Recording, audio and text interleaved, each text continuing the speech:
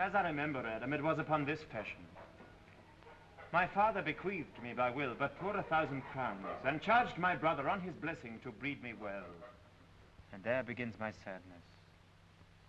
He stays me at home unkept. For call you that keeping for a gentleman of my birth that differs not from the stalling of an ox?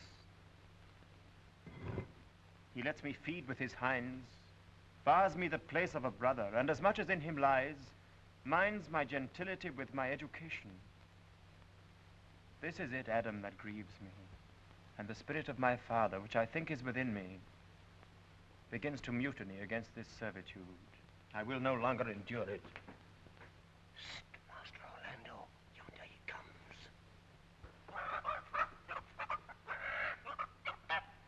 Stay apart, and thou shalt hear how he will shake me up.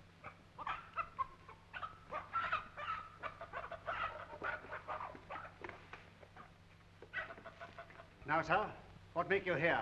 Nothing. I am not taught to make anything. Marry, sir, be better employed. Shall I keep your hogs and eat husks with them? Know you where you are, sir? I know you are my eldest brother, and in the gentle condition of blood, you should so know me. I have as much of my father in me as you. What, boy? Come, come, elder brother, you are too young in this. Wilt thou lay hands on me, villain? I am no villain. I am the youngest son of Sir Roland de Boys, and he is thrice a villain that says such a father begot villains. Wert thou not my brother, I would not take this hand from thy throat till this other had pulled out thy tongue for saying so. Sweet masters, be patient. For your father's remembrance be it a call. Let me go, I say. I will not till I please. You shall hear me. My father charged you by his will to give me good education. You have trained me like a peasant, and the spirit of my father grows strong within me, and I will no longer endure it. Therefore, give me the poor lottery my father left me by testament. With that, I will go buy my fortunes. Well, sir, get you in. I will not long be troubled with you. You shall have some part of your will. I pray you leave me. I will no further offend you than becomes me for my good.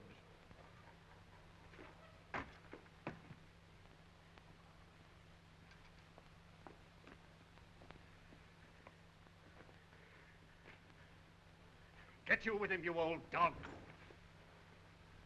Old dog, my lord. Most true, I have lost my teeth in your service.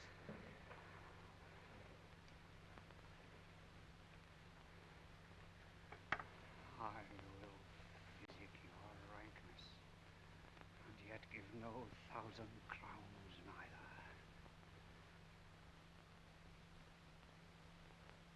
neither. Hola, Dennis!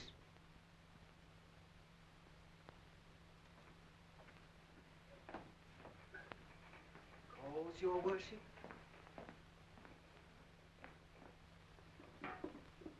Was not Charles the Duke's Wrestler here to speak with me? So please you, he is here at the door. Call him in.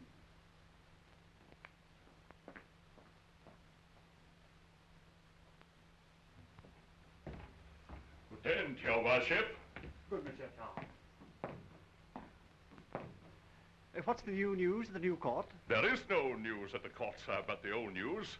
That is, the old Duke is banished by his younger brother, the new Duke. Where will the old Duke live?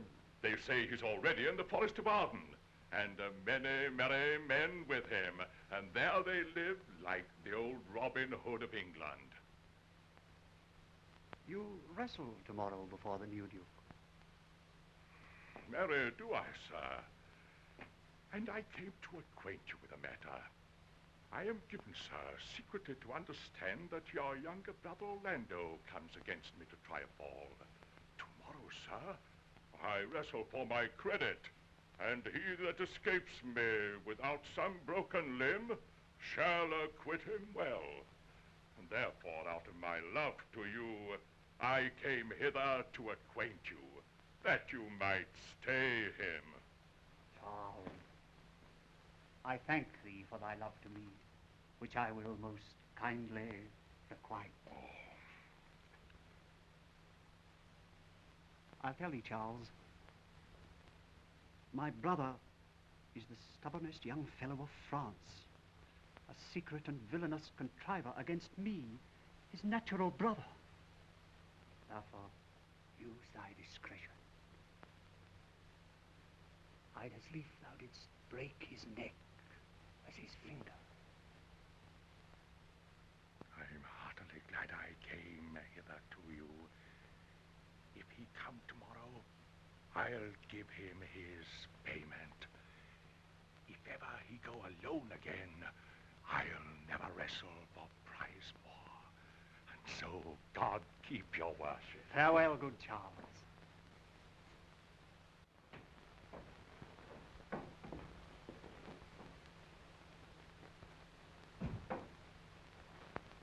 I hope I shall see an end of him. For my soul, yet I know not why, hates nothing more than he.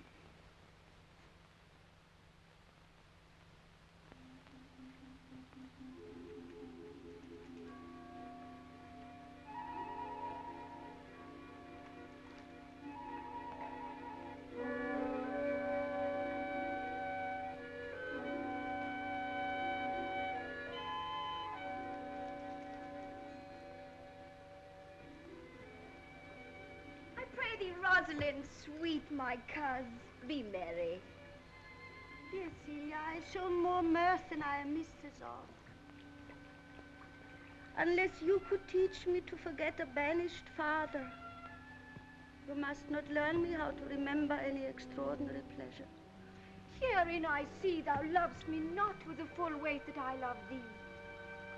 If my uncle, thy banished father, had banished my uncle, the Duke thy father, so thou hadst been still with me, I could have taught my love to take thy father for mine. So wouldst thou, if the truth of thy love to me were so righteously tempered as mine is to thee. Well, I will forget. You know my father hath no child but I, and truly, when he dies, thou shalt be his heir. For what he hath taken away from thy father perforce, I will render thee again in affection. By mine honor I will. And when I break that oath, let me turn monster. Therefore, my sweet Rose, my dear Rose, be merry.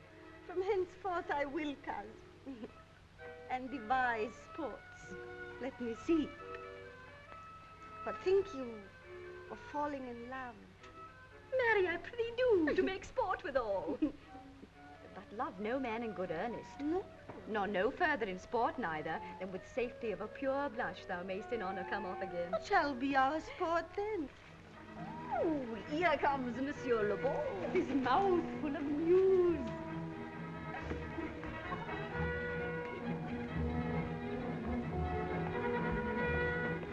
Bonjour, Monsieur Le Beau.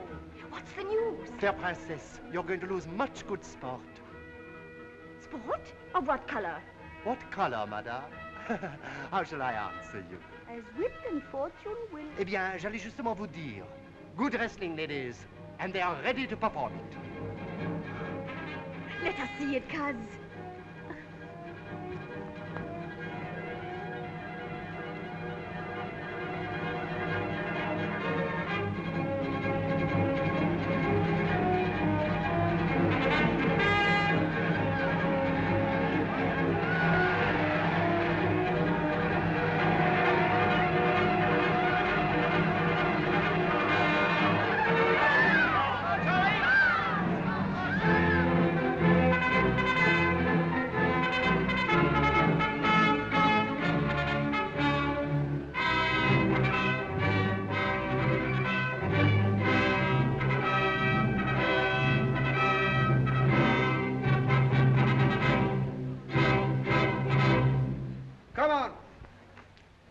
Since this youth will not be entreated, his own peril on his forwardness.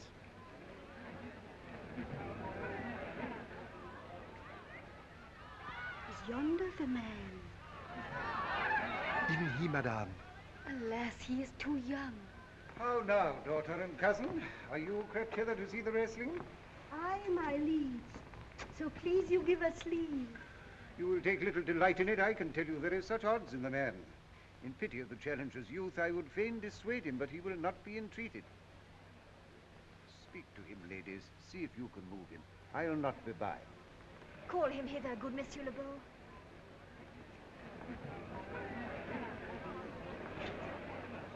Monsieur the Challenger, the Princess calls for you. I attend them with all respect and duty.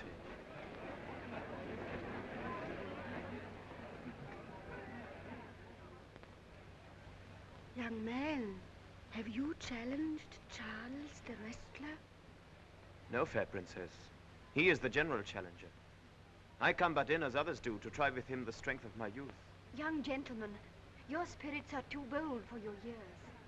We pray you for your own sake to give over this attempt. Do, young sir. I beseech you, punish me not with your hard thoughts, wherein I confess me much guilty to deny so fair and excellent ladies anything. But let your fair eyes and gentle wishes go with me to my trial, wherein, if I be foiled, there is but one shamed who was never gracious. If killed, but one dead that is willing to be so. I shall do my friends no wrong, for I have none to lament me. The world no injury, for in it I have nothing. Only in the world I fill up a place which may be better supplied when I have made it empty. The little strength I have, I would it were with you. And mine to eke out hers.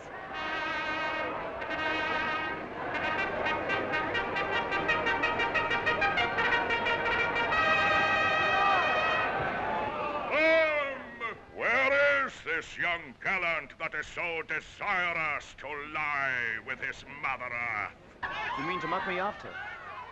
You should not have mocked me before. But come your ways.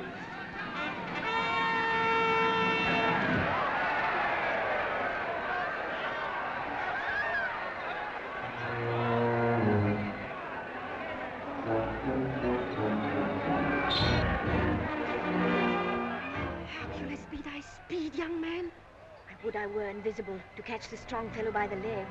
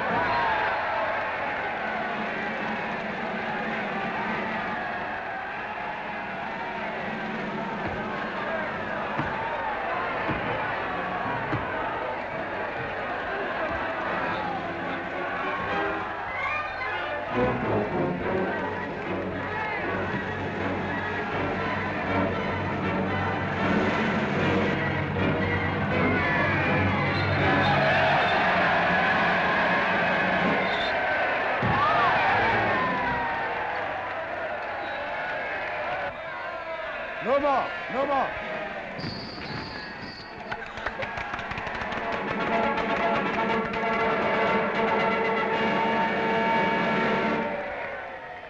How dost thou, Charles?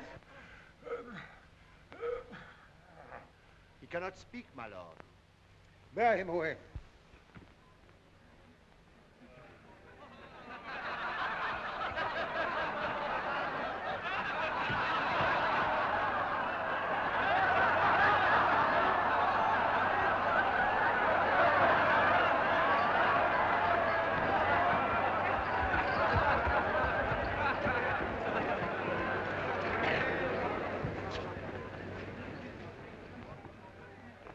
What is thy name, young man? Orlando, my liege, the youngest son of Sir Roland de Boys.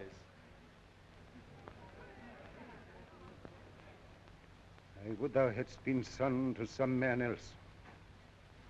The world esteemed thy father honorable, but I did find him still mine enemy. But fare thee well, thou art a gallant youth. I would thou hadst told me of another father.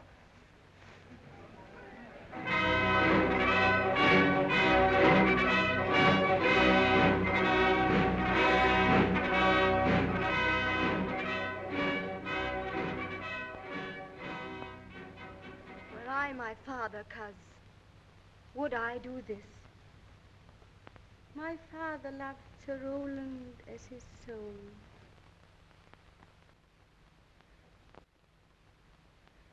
Gentle cousin, let us go thank him and encourage him. Sir, you have well deserved. If you do keep your promises in love but justly, as you have exceeded promise, your mistress shall be happy. Gentlemen, wear this for me, one out of suits with fortune, that could give more, but that her hand lacks means. Shall we go, coz? Aye. Very well, fair gentlemen. Can I not say thank you? He calls us back. My pride fell with my fortune. I'll ask him what he would. Did you call, sir? Sir, you have wrestled well and overthrown more than your enemies. Will you go, Rosalind? Have with you. Fare you well.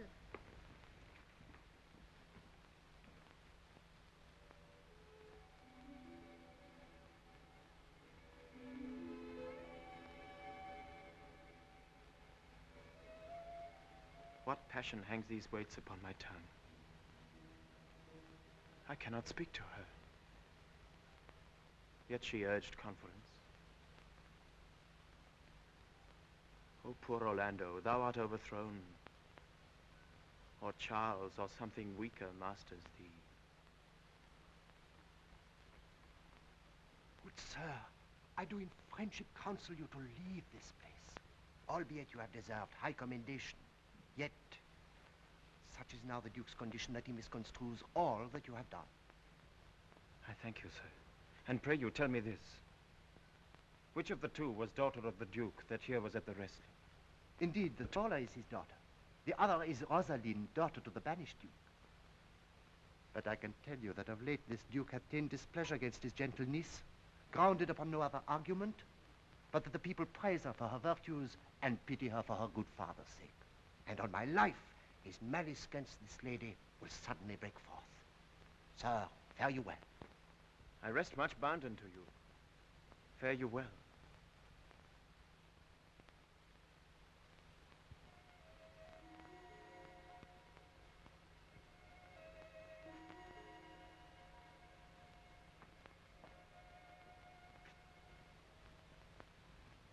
Thus must I from the smoke into the smother, from tyrant duke unto a tyrant brother.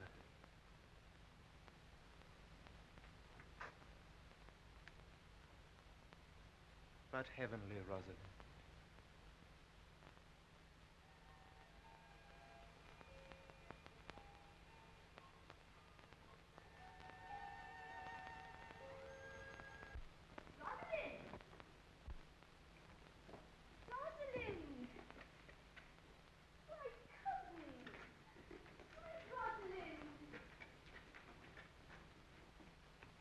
Have mercy.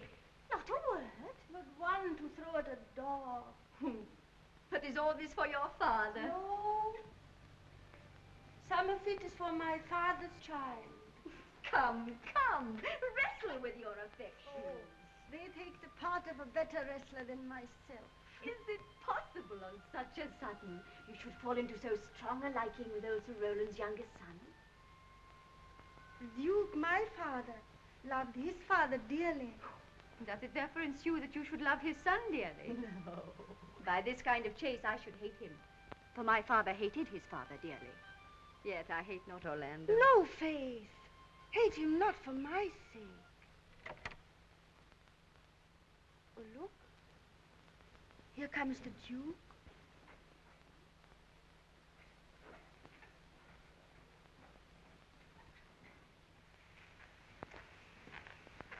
Mistress, dispatch you with your safest haste and get you from our court. Me, uncle. You, cousin, within these 10 days, if that thou beest found so near our public court as 20 miles, thou diest for it. I do beseech your grace. Let me the knowledge of my fault bear with me. Never so much as in a thought unborn did I offend your highness. Thus do all traitors. Thou art thy father's daughter, there's enough. So was I, when your highness took his dukedom. So was I when your highness banished him. Treason is not inherited, my lord. Or if we did derive it from our friends, what's that to me? My father was no traitor. And good my liege, mistake me not so much, to think my poverty is treacherous. Dear sovereign, hear me speak. Why, Celia, we stayed her for your sake, else had she with her father ranged along. If she be a traitor, why, so am I. We still have slept together, rose at an instant, learned, played, ate together. Still we went coupled and inseparable. Thou art a fool. She vouched thee thy name, and thou wilt show more bright and seem more virtuous when she is gone. No, my dear. Open not thy lips. Firm and irrevocable is my doom. She is banished. Pronounce that sentence then on me, my liege. I cannot live out of her company. You are a fool. You, niece, provide yourself. If you outstay the time, upon mine honor, and in the greatness of my word, you die.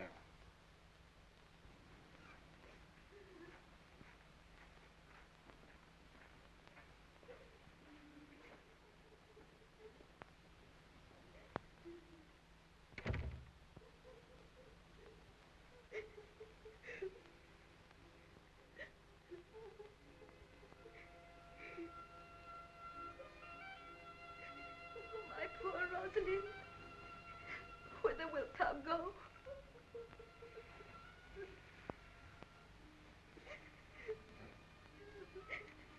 Wilt thou change fathers? I will give thee mine. I charge thee, be not thou more grieved than I am. I have more cause. Thou hast not, cousin. Prithee be cheerful. Knowest thou not the Duke hath banished me, his daughter? That he hath not. No, hath not. Rosalind lacks then the love which teacheth thee that thou and I am one. Shall we be sundered? Shall we part? Sweet girl, no. Let my father seek another heir. For by this heaven, now at our sorrows pale, say what thou canst, I'll go along with thee. Whither shall we go? To seek my uncle in the forest of Arden.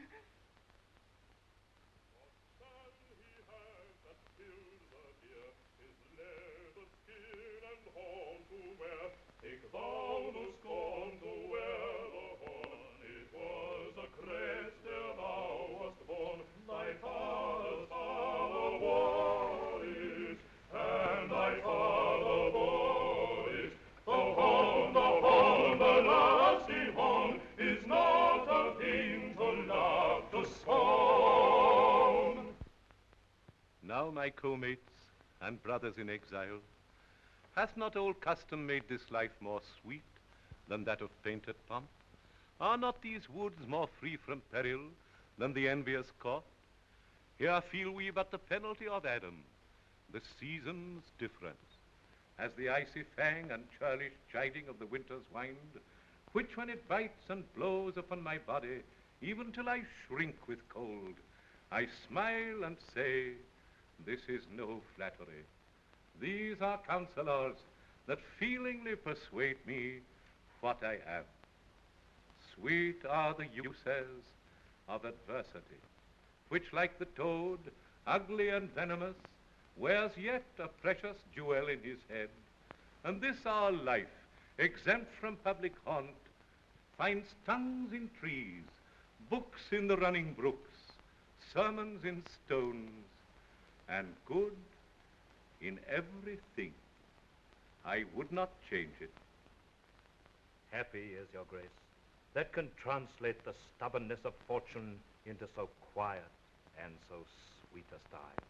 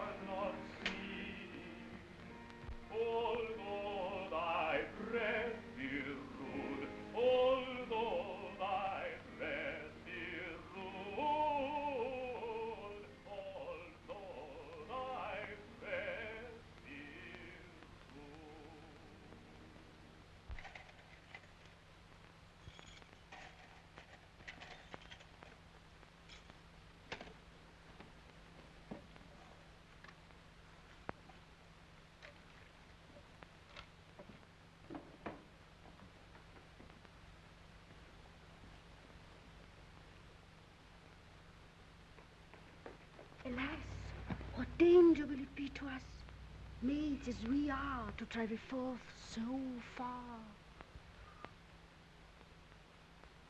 I'll put myself in poor and mean attire, and with a kind of umber smirch my face. The like do you. So shall we pass along and never stir assailants. Were it not better that I did suit me, all points like a man, and in my heart lie there what hidden women's fear their will? We'll have a swashing and a marshal outside, as many other mannish cowards have, that do outface it with their semblances. What shall I call thee when thou art a man? I'll have no worse a name than Jove's own page. And therefore, look, you call me Ganymede. But what will you be called? Something that hath reference to my state. No longer Celia, but Aliena. But cousin, what if we essay to steal the clownish fool out of your father's court? Would he not be a comfort to our travel? He'll go along all the wide world with me. Leave me alone to woo him. Let's away.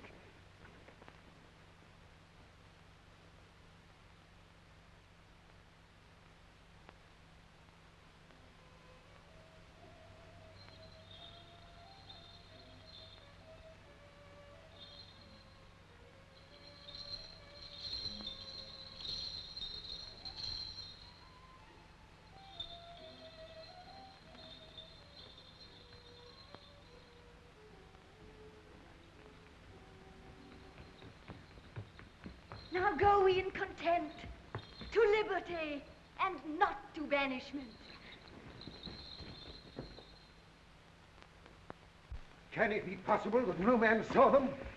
It cannot be. Some villains of my court are of consent and sufferance in this. I cannot hear of any that did see her. Lord, the ruinous clown, at whom so oft your grace would want to laugh, is also missing.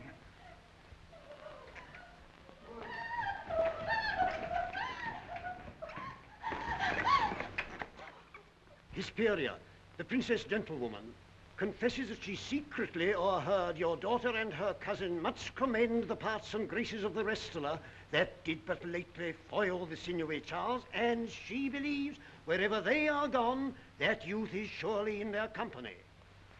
Send to that wrestler. Fetch that gallant hither. If he be absent, bring his brother to me. I'll make him find him. Do this suddenly. And let not search or inquisition quail to bring again these foolish runaways.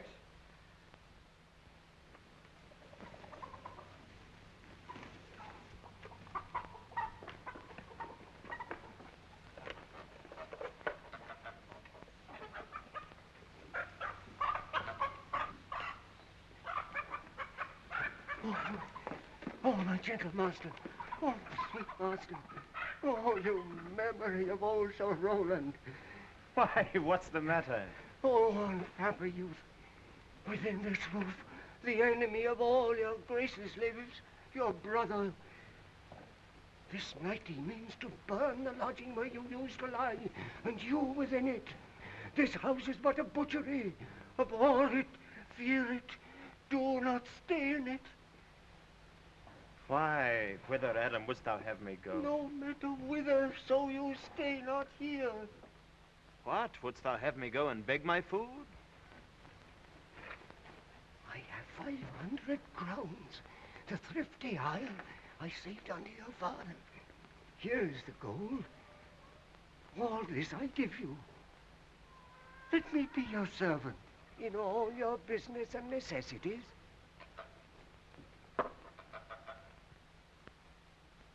Oh, good old man.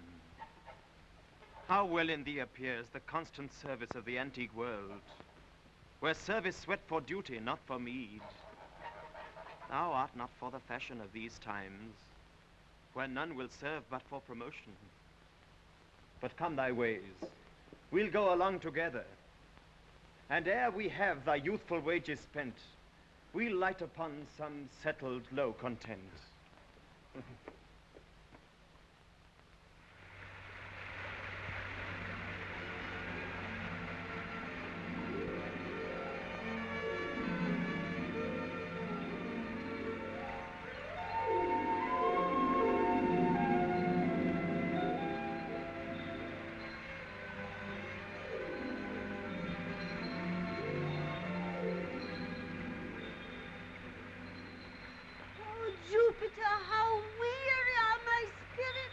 I care not for my spirits if my legs were not so weary. I could find it in my heart to disgrace my man's apparel and to cry like a woman. I pray you bear with me. I can go no further. For my part, I had rather bear with you than bear you. Well, this is the forest of Arden. Aye, now am I in Arden, the more fool I. When I was at home, I was at a better place. But travellers must be content. Aye. Be so, good touchstone.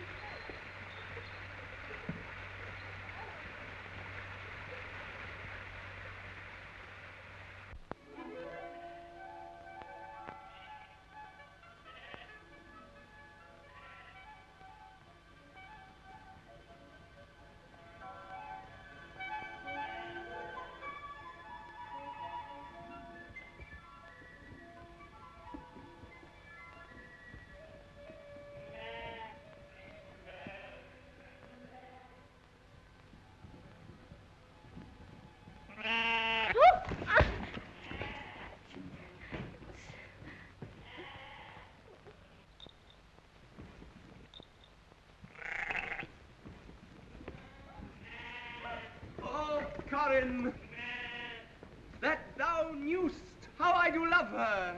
I partly guess, for I have loved her now. How many actions most ridiculous hast thou been drawn to by thy fantasy? Into 1,000 that I have forgotten. Oh, thou didst then ne'er love so heartily. If thou rememberest not the slightest folly that ever love did make thee run into, thou hast not loved. Or if thou hast not spoke as I do now, wearing thy hearer with thy mistress' praise, thou hast not loved. Or if thou hast not broke from company, abruptly as my passion now makes me, thou hast not loved. Oh, Phoebe! Phoebe! Phoebe!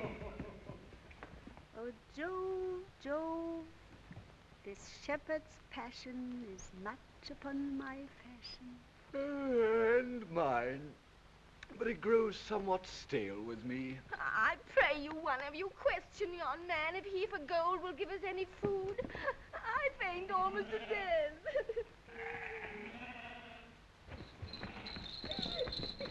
Hello, you clown. Peace, fool, he's not thy kinsman. Who calls? Good morrow to you, friend. And to you, gentle sir, and to you all. I prithee, shepherd, if that love or gold can in this desert place buy entertainment, here's a young maid who travel much oppressed and faints for succor. Fair sir, I pity her, but I am shepherd to another man, and do not shear the fleeces that I graze. His cot, his flocks, and bounds of feed are now on sale. But what is? Come and see, and in my voice most welcome shall you be. I pray thee, if it stand with honesty, buy thou the cottage, pasture, and the flock, and thou shalt have to pay for it of us. I like this place and willingly would waste my time in it. Assuredly the thing is to be sold. Go with me. And if you like, upon report, the soil, the profit, and this kind of life, I will your very faithful feeder be.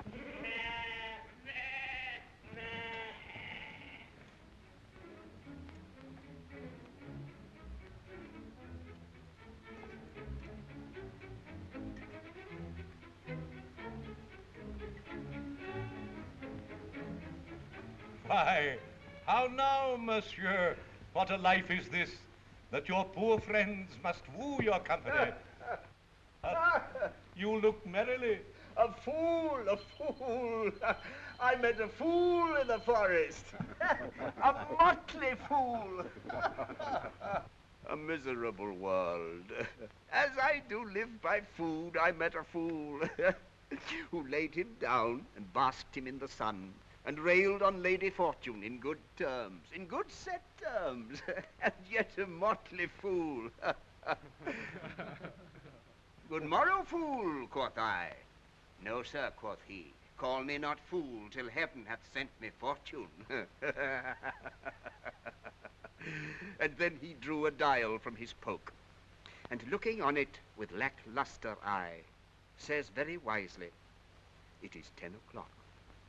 Thus we may see, quoth he, how the world wags. 'Tis but an hour ago since it was 9, and after 1 hour more 'twill be 11. And so from hour to hour we ripe and ripe, and then from hour to hour we rot and rot, and thereby hangs a tale. Oh, noble fool, a worthy fool, motley's the only wear. What fool is this? Oh, worthy fool, would that I were a fool. I am ambitious for a motley coat. Forbear and eat no more. Why, I've ate none yet. Nor shalt not till necessity be served. Of what kind should this cock come on? Forbear, I say! He dies who touches any of this fruit till I and my affair are answered. And you will not be answered with reason. I must die. What would you have? Your gentleness shall force, more than your force move us to gentleness. I almost die for food. Let me have it. Sit down and feed, and welcome to our table. Speak you so gently. Pardon me, I pray you. I thought that all things had been savage here, and therefore put I on the countenance of stern commandment. But whate'er you are, if ever you have looked on better days, if ever been where bells have knolled to church, if ever sat at any good man's feast, if ever from your eyelids wiped a tear and know what is to pity and be pitied, let gentleness my strong enforcement be, in the which hope I blush and hide my sword. True is it that we have seen better days, and have with holy bell been knolled to church, and sat at good men's feasts, and wiped our eyes of drops that sacred pity hath engendered. Therefore, sit you down in gentleness. Yet but forbear your food a little while. There is a poor old man who after me hath many a weary step limped in pure love, till he be first sufficed, oppressed with 2 weak evils, age and hunger, I will not touch a bit. Go, seek him out, and we will nothing waste till your return. I thank ye, and be blessed for your good comfort. Thou seest, we are not all alone unhappy. This wide and universal theatre presents more woeful pageants than the scene wherein we play in. All the world's a stage, and all the men and women merely players. They have their exits and their entrances, and one man in his time plays many parts, his acts being 7 ages. At first, the infant, mewling and puking in the nurse's arms. Then the whining schoolboy with his satchel and shining morning face, creeping like snail, unwillingly to school. And then the lover, sighing like furnace, with a woeful ballad made to his mistress' eyebrow. Then a soldier, full of strange oaths and bearded like the bard, jealous in honor, sudden and quick in quarrel, seeking the bubble reputation even in the cannon's mouth. And then the justice, in fair round belly, with good capon lined, with eyes severe and beard of formal cut, full of wise saws and modern instances, and so he plays his part. The sixth age shifts into the lean and slippered pantaloon, with spectacles on nose and pouch on side. His youthful hose well saved, a world too wide for his shrunk shank, and his big manly voice turning again toward childish treble, pipes and whistles in his sound. Last scene of all that ends this strange, eventful history is second childishness and mere oblivion. Sans teeth, sans eyes, sans taste, sans everything.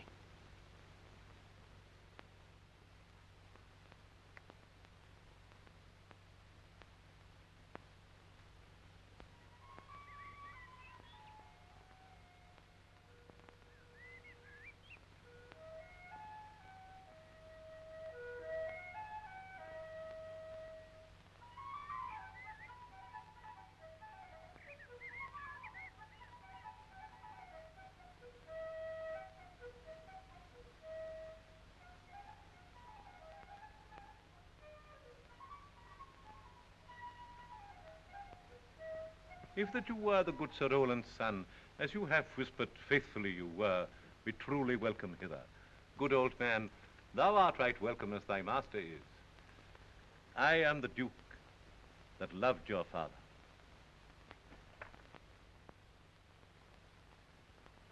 Seen him since?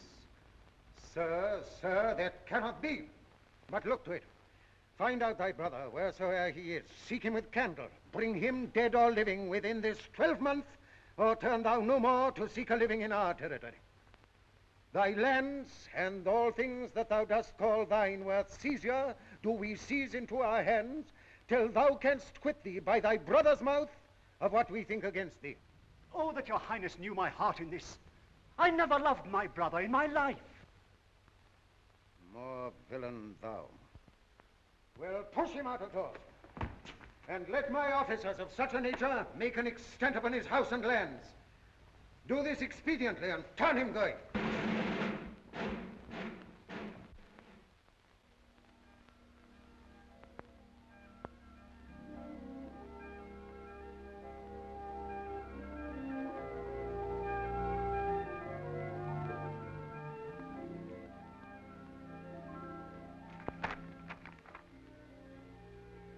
Hang there my verse in witness of my love. And thou, thrice-crowned Queen of Night, survey with thy chaste eye from thy pale sphere above thy huntress name that my full life doth sway. O Rosalind, these trees shall be my books, and in their barks my thoughts I'll character, that every eye which in this forest looks shall see thy virtue witnessed everywhere. Run, run, Orlando. Carve on every tree the fair, the chaste, the unexpressive sheen.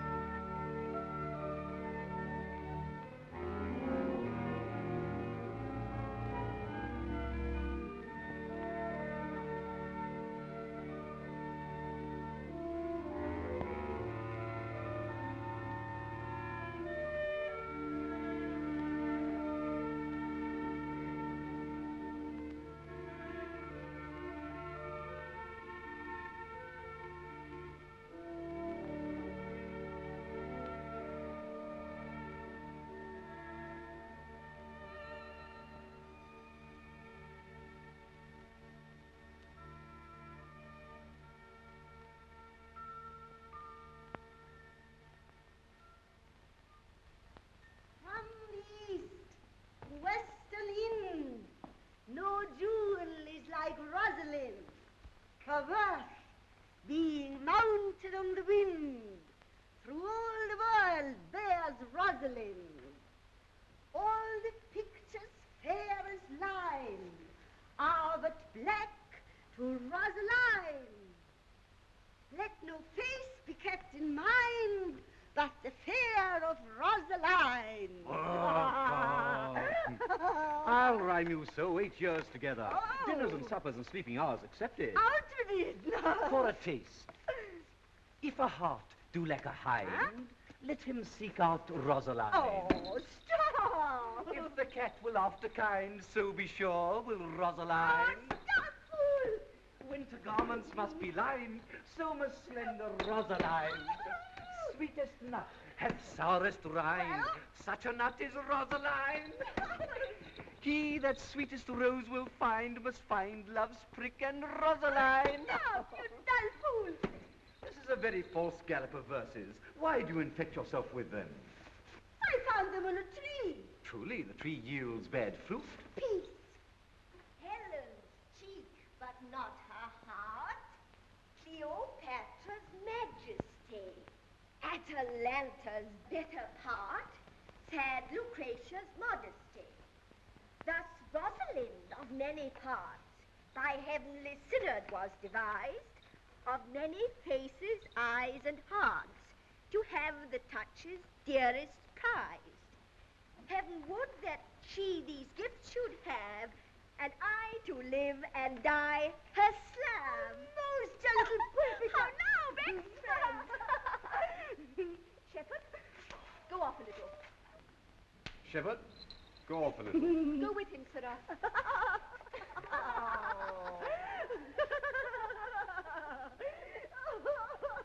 Didst thou hear without wondering how thy name should be hanged and carved upon these trees? I was 7 of the 9 days out of the wonder before you came.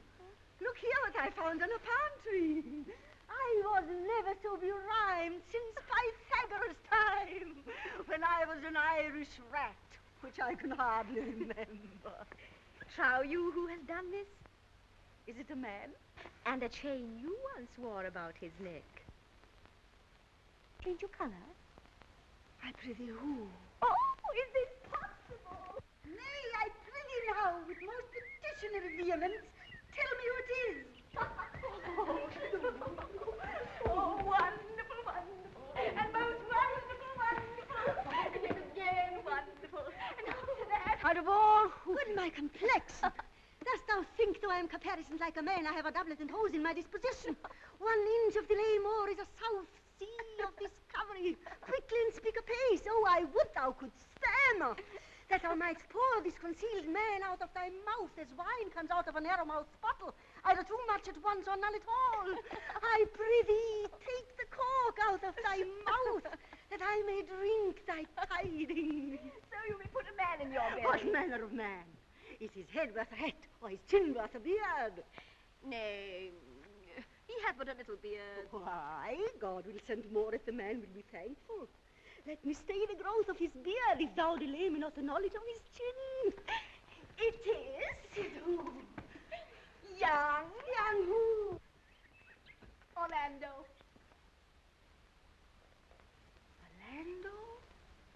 Orlando? Alas, the day. What shall I do with my doublet and hose? What did he when thou sawest him? What said he? How looked he? What makes he here? Did he ask for me? And shalt thou see him again? Answer me in 1 word. He was balmy gargantua's mouth first. Oh. But take a taste. I found him under a tree, like a dropped acorn. May well be called Jove's tree, when it drops forth such fruit.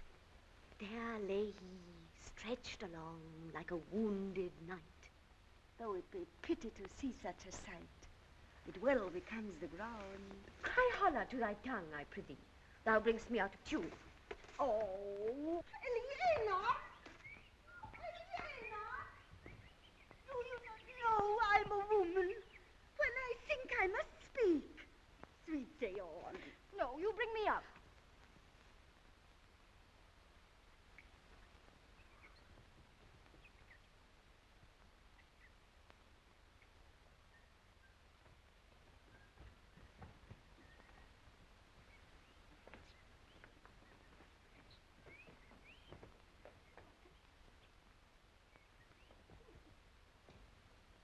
thank you for your company. With good faith, I had as lief have been myself alone. And so had I. But yet, for fashion's sake, I thank you, too, for your society. God be with you. Let's meet as little as we can. I do desire we may be better strangers. I pray you, mar no more trees with writing love songs in their barks. I pray you, mar no more of my verses with reading them ill-favoredly. Rosalind is your love's name. Yes, just. I do not like her name. There was no thought of pleasing you when she was christened. What stature is she of? Just as high as my heart. You're full of pretty answers.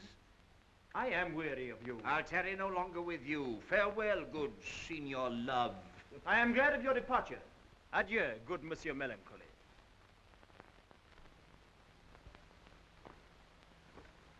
Hiya, Forester, do you hear? Very well. What would you? I pray you, what is the clock? You should ask what time of day. There is no clock in the forest. And there is no true lover in the forest, else sighing every minute and groaning every hour would detect the lazy foot of time as well as a clock. Where dwell you, pretty youth? With this shepherdess, my sister. Here in the skirts of the forest lie fringe upon a petticoat. Your accent is something finer than you could purchase in so removed a dwelling. I have been told so of many. But indeed an old religious uncle of mine taught me to speak. He was in his youth an inland man, one that knew courtship too well, for there he fell in love. I've heard him read many lectures against it, and I thank God I'm not a woman to be touched with so many giddy offenses. Can you remember any of the principal evils that he laid to the charge of women? I pray thee recount some of them. No. I will not cast away my physic, but on those that are sick. There is a man haunts the forest that abuses our young plants with carving Rosalind on their barks, hangs odes upon hawthorns and elegies on brambles, and all forsooth defying the name of Rosalind.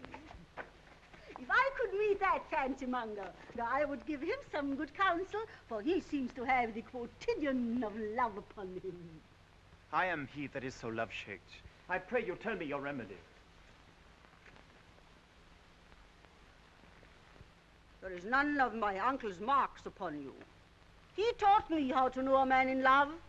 What were his marks? A lean cheek, which you have not.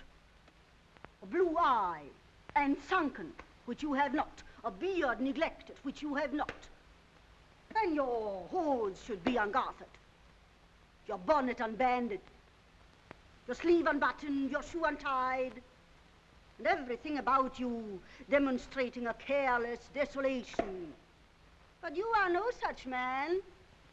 You are rather point device in your accoutrements, as loving yourself and seeming the lover of any other. I swear to thee, youth, by the white hand of Rosalind, I am that he, that unfortunate he. But are you as much in love as your rhymes speak?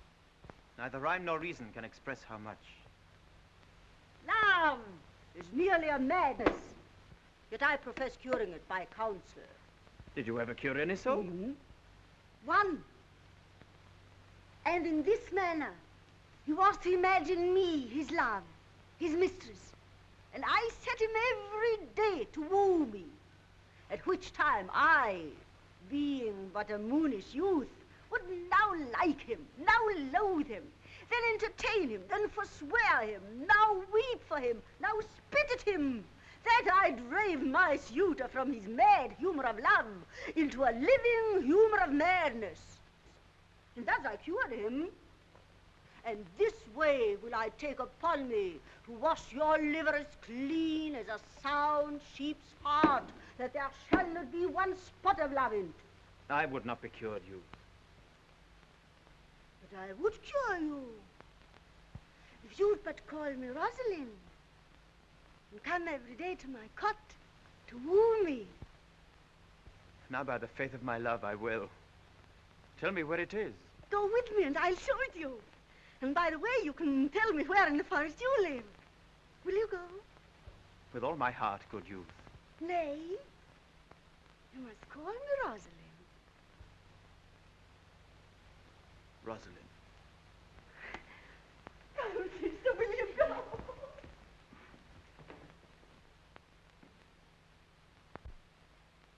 And therefore take the present time with a hey and a ho and a hey, nonny no. For love is crowned with the prime. In springtime, the only pretty ring time, when the birds do sing, hey ding-a-ding-a-ding, hey ding-a-ding-a-ding, sweet lovers love the spring. How now, Aubrey? Am I the man yet? Doth my simple features content you? Lord want us, what features? Truly, I would the gods had made thee poetical. I do not know what poetical is. Is it honest in word and deed? Nay, truly, for the truest poetry is the most feigning. Do you wish then that the gods had made me poetical? I do, truly, for thou swearest to me thou art honest. Now, if thou wert a poet, I might have some hope thou didst feign. Would you not have me honest? Nay, truly, unless thou wert hard favored.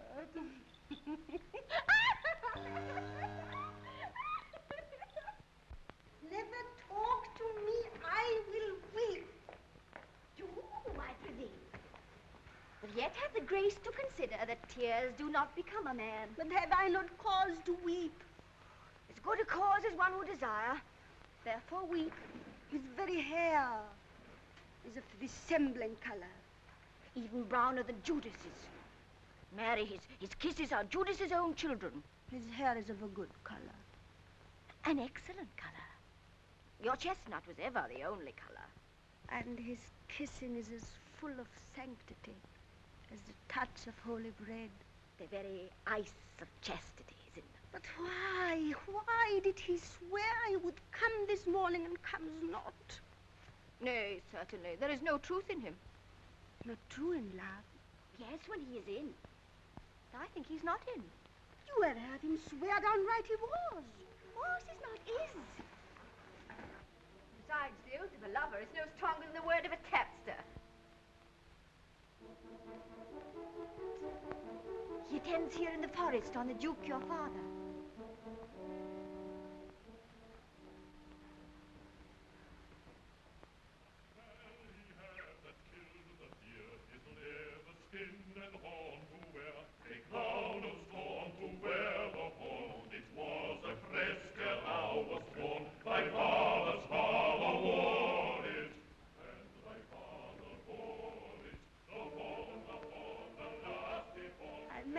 Yesterday, he asked me of what parentage I was. I told him of as good as he. He laughed and let me go.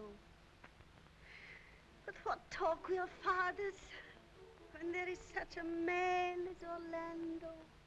Mistress and master, if you will see a pageant truly played between the pale complexion of true love and the red glow of scorn and proud disdain, go hence a little, and I shall conduct you.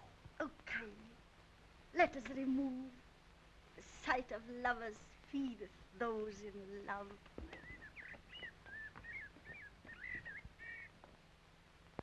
Sweet Phoebe, do not scorn me. Do not, Phoebe. Say that you love me not, but say not so in bitterness. I fly thee, for I would not injure thee. Thou tell'st me there is murder in mine eyes. 'Tis pretty sure and very probable. And if mine eyes can wound, now let them kill thee. Now counterfeit the swoon. Why now fall down? Or if thou canst not, Oh, for shame, for shame. Lie not to say mine eyes are murderers. Oh, dear Phoebe, if ever, as that ever may be near, you meet in some fresh cheek the power of fancy, then shall you know the wounds invisible that love's keen arrows make. But till that time, come not thou near me. And when that time comes, afflict me with thy mocks. Pity me not. As till that time, I shall not pity thee. And why, I pray you, who might be your mother, that you insult, exult, and all at once over the wretched? What? Though you have no beauty, must you therefore be proud and pitiless? Why? What means this? Why, look on me.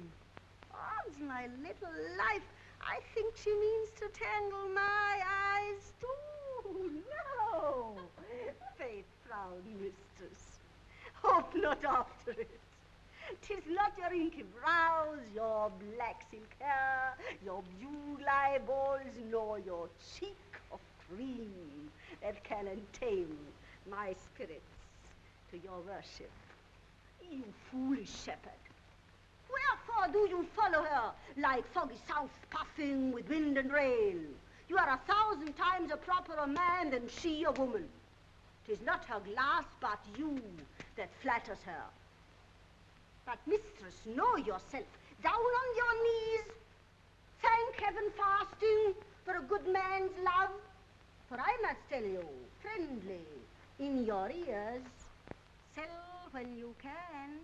You are not for all markets. So take her to thee, shepherd. Fare you well. Sweet youth, I pray you, chide a year together. I had rather hear you chide than this man woo. I pray you do not fall in love with me, for I am falser than vows made in wine. Besides, I like you not. Come, sister, let us go.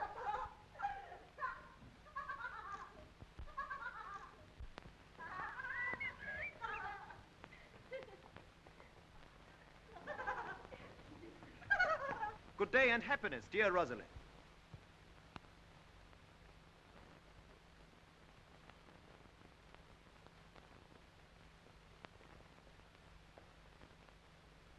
Good day and happiness, dear Rosalind.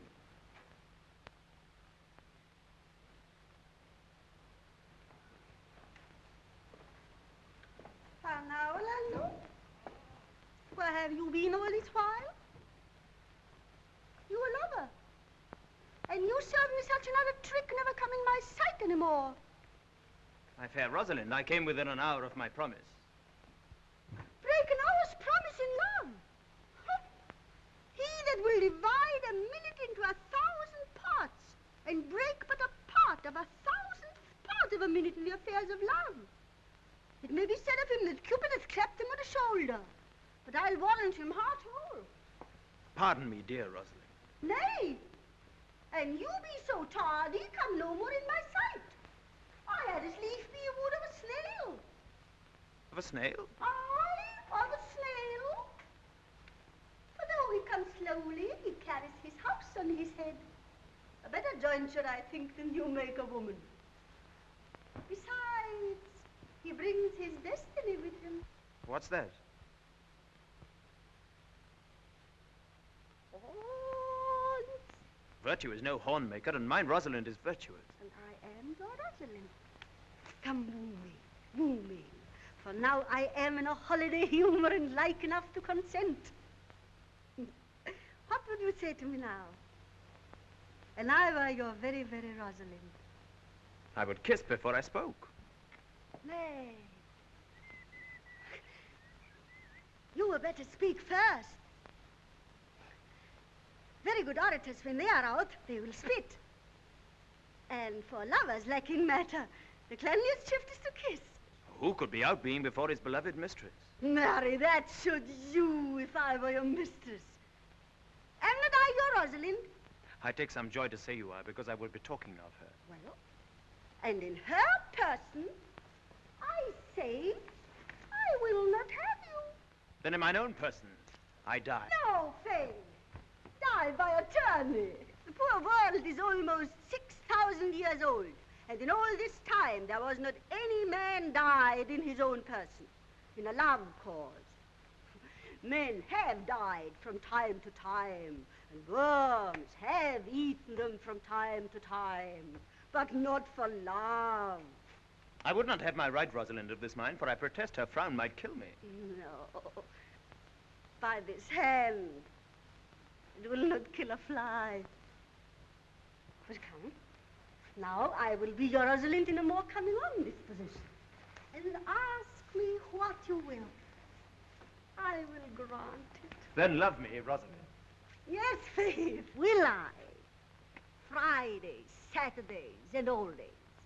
And wilt thou have me? Aye, and 20 such. What sayest thou? Are you not good? I hope so.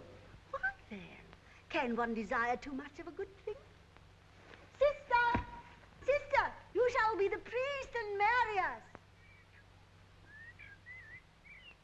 Give me your hand, Orlando. What do you say, sister? Pray thee, marry us. I cannot say the words. You must begin. Will you, Orlando, have to wife this Rosalind? Go to. Will you, Orlando, have to wife this Rosalind? I will. Aye, but when? Why, now, as fast as she can marry us. Then you must say, I take thee, Rosalind, for wife. I take thee, Rosalind, for wife. I do take thee, Orlando, for my husband. Now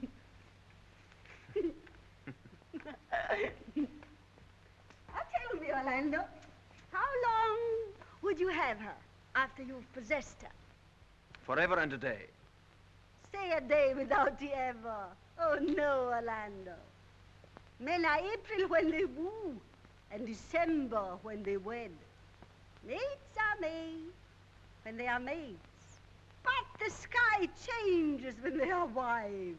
But will my Rosalind do so? By my life, she'll do as I do. Oh, but she is wise. She's wise.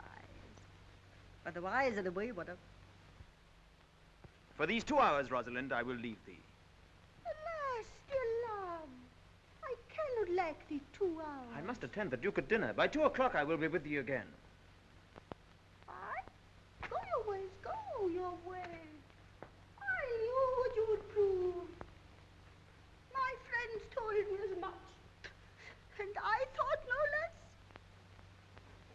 That flattering tongue of yours won me. 'Tis but one more cast away. And so come death.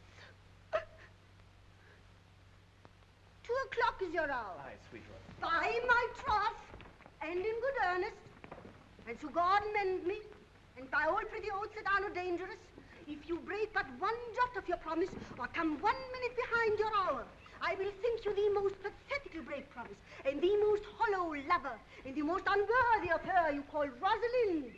Therefore beware and keep your promise. With no less religion than if thou wert indeed my Rosalind. So adieu. Adieu.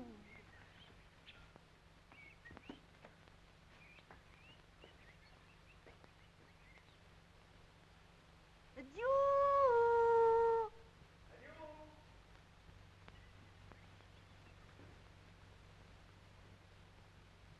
At 2.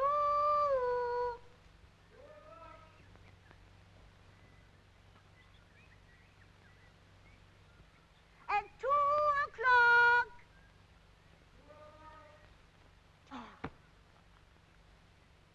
At 2 o'clock. At 2. At 2 o'clock. At 2 o'clock. You have simply misused our sex in your love prate. Cuz, my pretty little cuz, that thou didst know how many fathoms deep I am in love. Oh, but it cannot be sounded. My affection hath an unknown bottom, like the Bay of Portugal. Rather bottomless. Oh, I'll tell thee, Aliena, I cannot cannot be out of the sight of Orlando. Oh, I'll go, find a shadow, and sigh till he comes. And I'll sleep.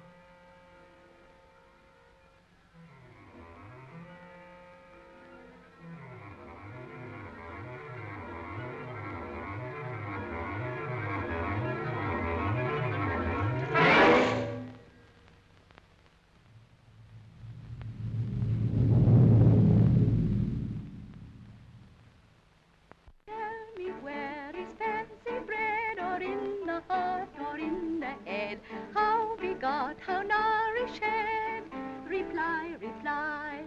It is engendered in the eyes with gazing fed, and fancy dies in the cradle where it lies. Let us all ring fancy's knell, I'll begin it. Ding dong bell, ding dong bell. What say you now? Is it not past 2 o'clock? And here much Orlando. I warrant you, with pure love and troubled brain, he hath ta'en his bow and arrows and is gone forth to sleep. Oh. Good morrow, fair ones. Are not you the owners of this house? It is no boast being asked to say we are.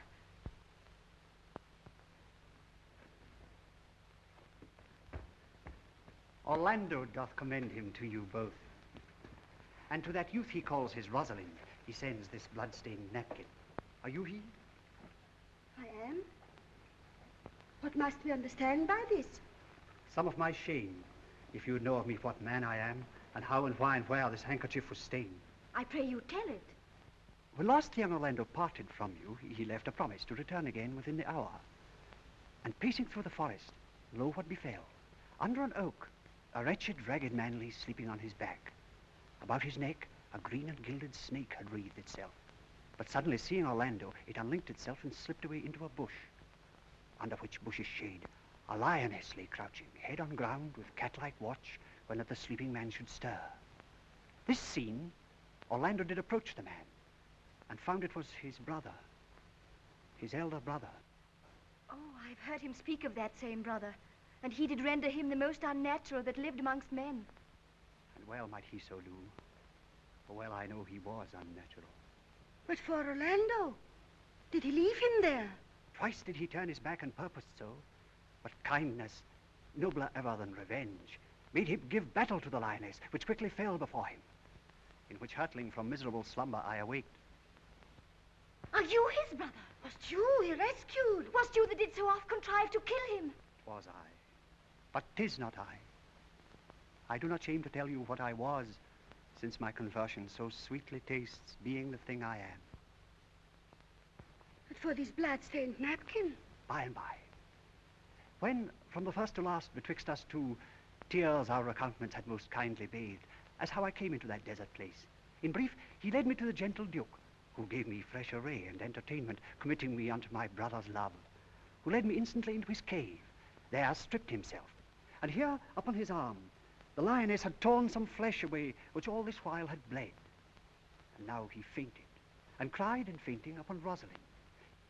Oh, why, how now, Ganymede? Sweet Ganymede. Many will swoon when they do look on blood. There is more in it. Cousin, Ganymede. Look, here it covers.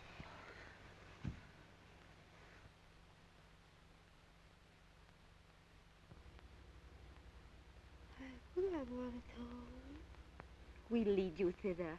I pray you, will you take him by the arm? Be of good cheer, youth. You are man. You lack a man's heart. I'll do so. I confess it. I pray you, sir, tell your brother how well I counterfeit. This is not counterfeit. There is too great testimony in your complexion. It is a passion of earnest. Counterfeit, I assure you. Well, then take a good heart and counterfeit to be a man. So I do. But i' faith, I should have been a woman by right. Come, you look paler and paler. Pray you draw homewards. Good sir, go with us. That will I.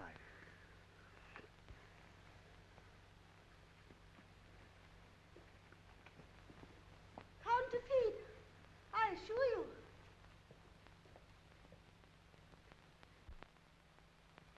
Audrey, there is a youth in the forest here, lays claim to you. Aye, I know who it is. He hath no interest in me in the world.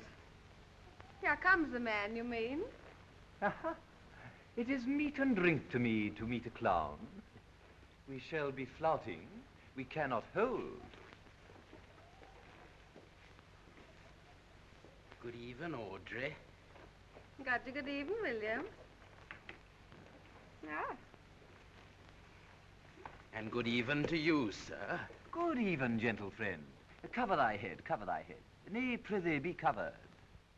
How old are you, friend? 25, sir. A ripe age. Is thy name William? William, sir. A fair name. Wast born i' the forest here? Aye, sir, I thank God. Thank God. A good answer. Art thou wise? Aye, sir, I have a pretty wit. Faith, thou sayest well.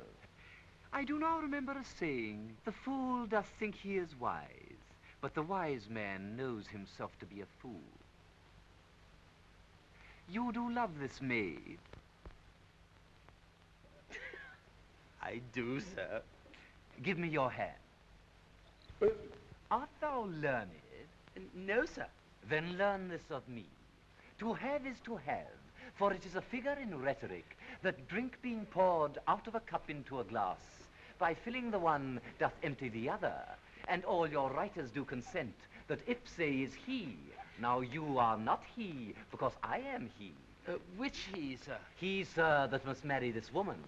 Therefore, you clown, abandon the society of this female, or, clown, thou perishest, or, to thy better understanding, diest, or, to wit, I kill thee, make thee away, translate thy life into death.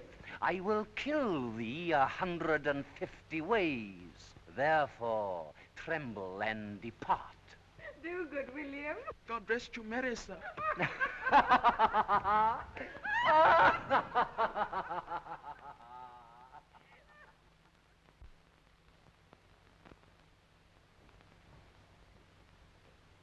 Is it possible that on so little acquaintance, that but seeing Eleanor you should love her, and loving woo and wooing she should grant? Neither call in question my sudden wooing nor her sudden consenting. But say with me, I love Eleanor. Tell me where is fancy bred, or in the heart, or in the head? How be God, how now is shed? Reply, reply, reply, reply. Let your wedding be tomorrow. Thither will I invite the Duke and all his contented followers. Go you and prepare Eleanor.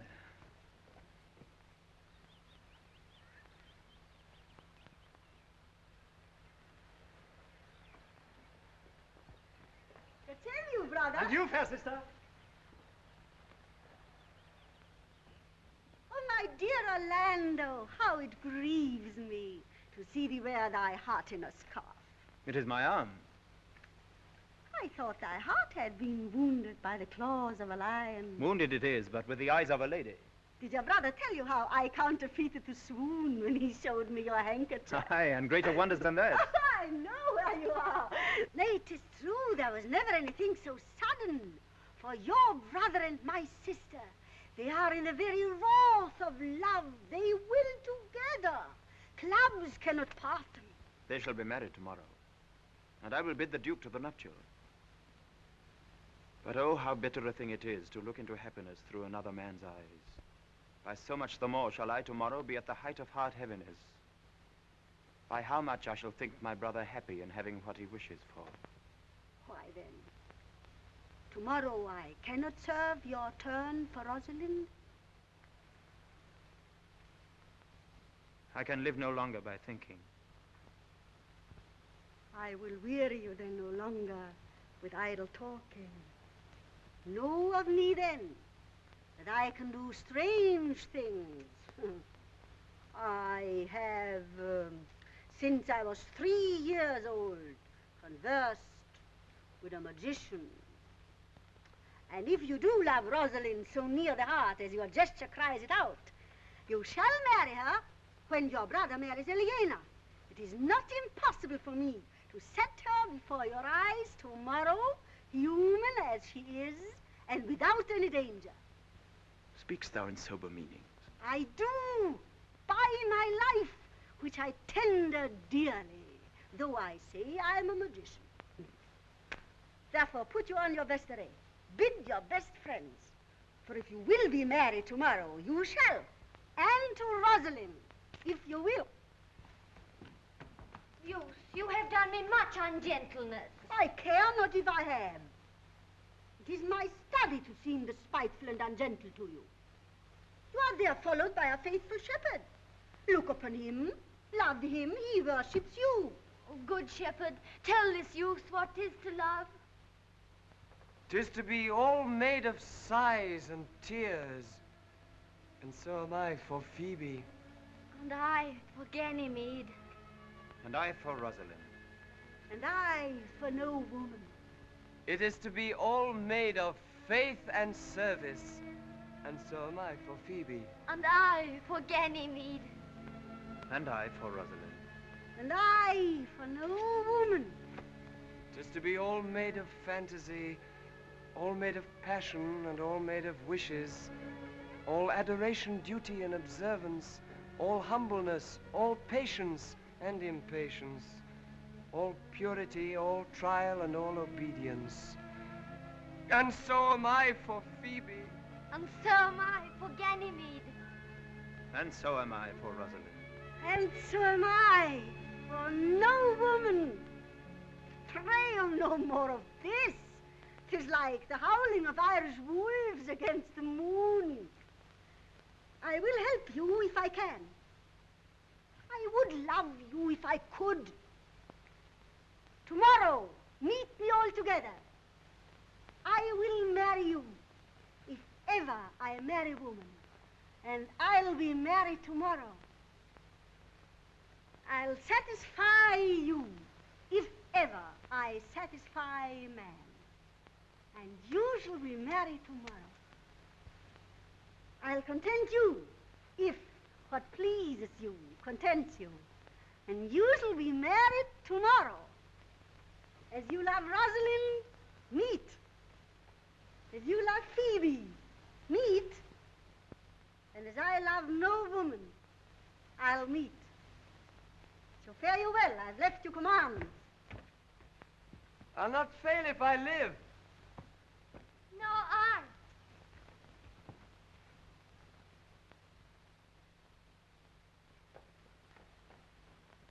Nor I.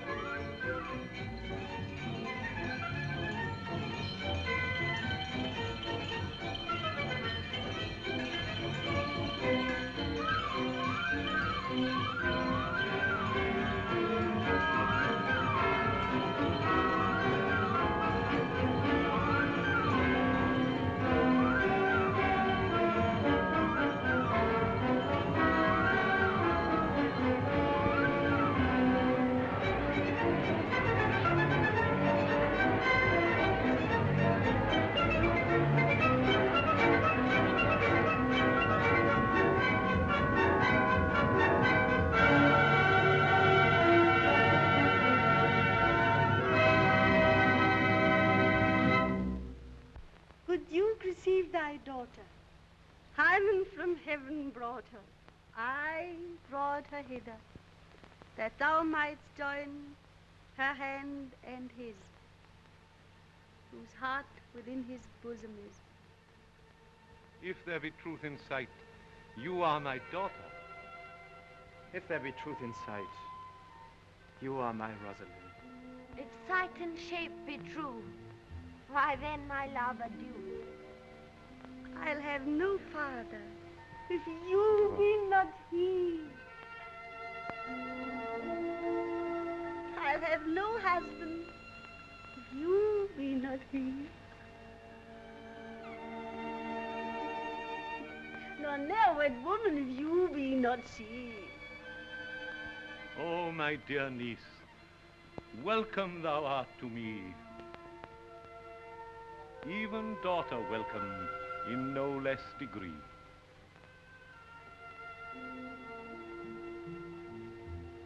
I will not eat my word, now thou art mine.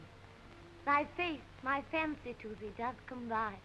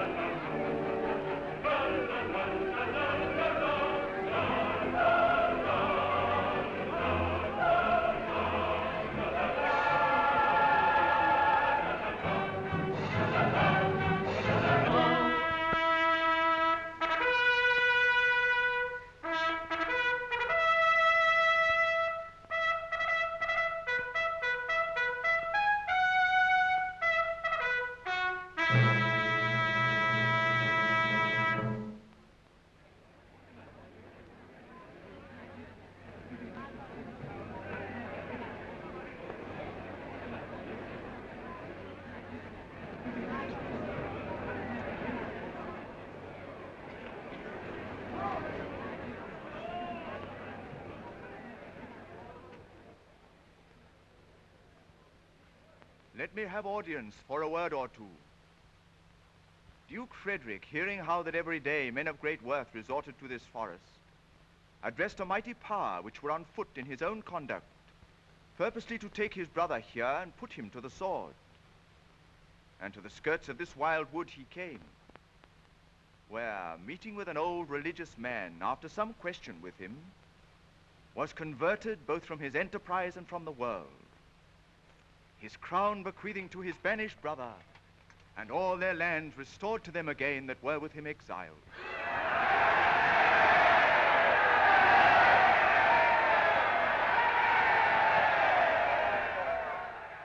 Welcome, young man.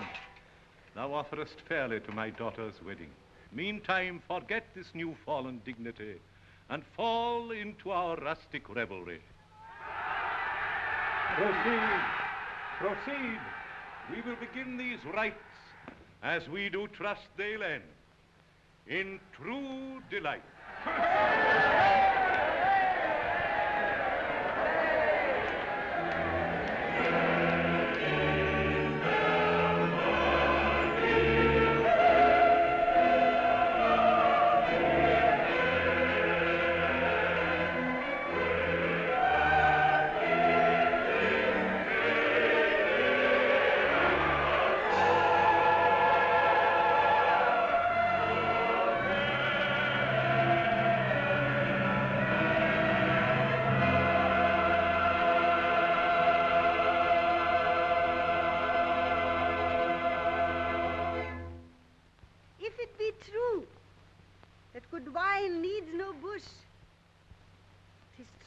Good play needs no epilogue. Yet to good wine they do use good bushes, and good plays prove the better by the help of good epilogues. What a case am I in then, that am neither a good epilogue, nor cannot insinuate with you in the behalf of a good play. I am not furnished like a beggar, therefore to beg will not become me. My way is to conjure you, and I'll begin with the women. I charge you, O women, for the love you bear to men, to like as much of this play as please you. And I charge you, O men, for the love you bear to women, that between you and the women the play